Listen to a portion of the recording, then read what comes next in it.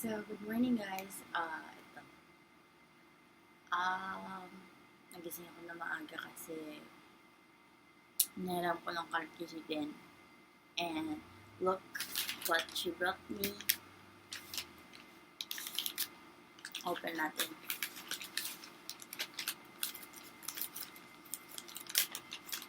Oh, ito yung ginawa niyang turkey sandwich.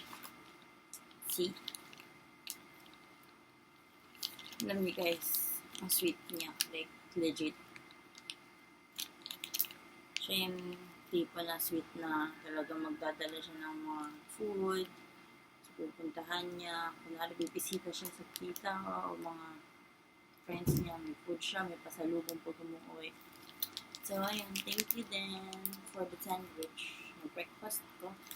Tapos sabi ko, bilhan niya na rin ako ng ng lunch food ko kasi mahirap kumain tsaka bumili dito ng food kasi medyo malayo. So, she brought me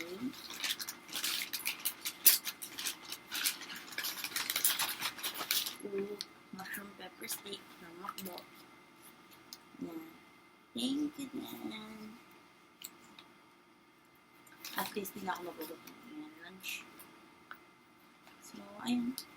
I'm gonna eat first tong sandwich, then mamaya na tong hotdog. Bye!